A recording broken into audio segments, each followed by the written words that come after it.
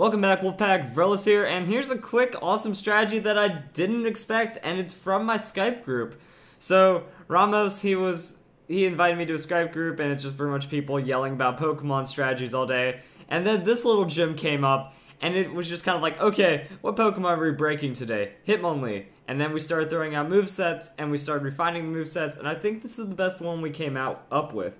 So, Fake Out into normal gym. So that means your Fake Out, going to hit first, going to lock down your opponent, going to do a little extra damage because of that normal gym, and then it starts getting to the next level because ability is Unburden.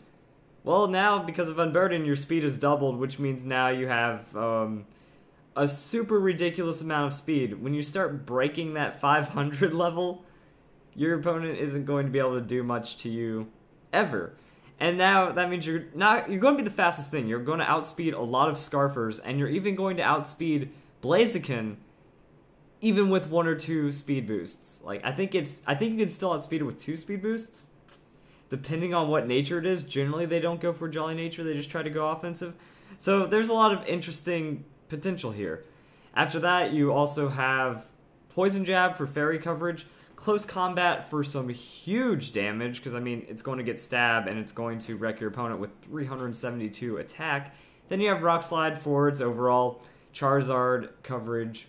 Not going to say Talonflame, because if Talonflame hits you, you're going to receive a priority Brave Bird and get knocked out anyways. But Rock Slide is good coverage, Poison Jab is great coverage, and then Close Combat is just going to round out and knock out a lot of things.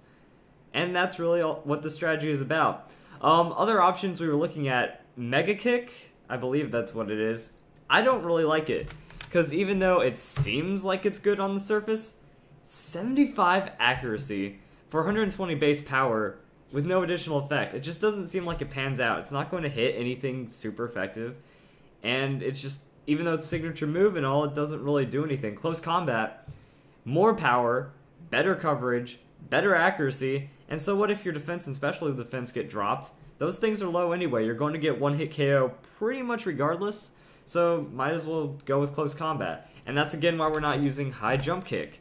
High Jump Kick, 90% accuracy for slightly more power, and if you miss, you lose.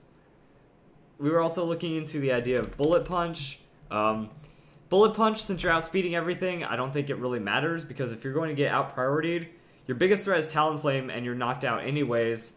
If it's not a Talonflame, then it's not going to be too much of a threat, because it's going to be like Extreme Speed or Mach Punch or another Bullet Punch. And with Bullet Punch, if you're outspeeding fairies, you might as well be using Poison Jab and doing more damage, honestly. That's about it. So, it looks like this strategy is about as refined as possible and as good as possible. I mean, Poison Jab is pretty awesome. Rock Slide, you can also go with Earthquake if you feel like it. I feel Earthquake, give and take, probably not the best, because with Close Combat you have the rock coverage and everything, so I mean, Earthquake isn't really going to accomplish much besides hitting everything really strong, and Close Combat does that anyway. Just go with the Rock Slide. This is what you need. That's going to be good. So, Rock Slide, boom, good to go. Awesome strategy right here. And it's nice the way that these Pokemon set up, because normal gym Fake Out automatically procs Unburden before your opponent gets to move, because Fake Out makes them flinch. These are the little combos in the game that make Pokemon that are unsuspecting really, really strong. I mean, 372 attack is nothing to laugh at, especially with that much Close Combat. Actually, for laughs, let's go pull up Blaziken. Just regular old Blaziken, we don't need Mega. Hey, look at that, 120 base attack, 120 base attack. So, I mean, now we're looking at a Pokemon that's faster than Blaziken, that has that Close Combat threat, and a different level of coverage. Doesn't have the fire coverage, but it does have poison and rock. So, I mean, boom. This is what we're looking at here, people. Blaziken 2.0, to a degree.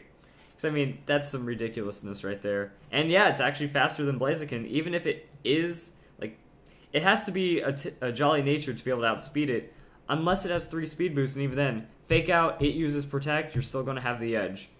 Craziness right here. Just shenanigans at its finest. So I hope you guys enjoyed this video. Hitmonlee being a threat right there. Just scary Pokemon, very strong, has that setup built into it, and that's what you need to look for. That's what abilities like Unburden are just made for, that if you can get that Unburden procced on the first turn and keep your edge, you win. So hope you guys enjoyed the video. Hitmonlee, good Pokemon. And I hope you all have a nice day.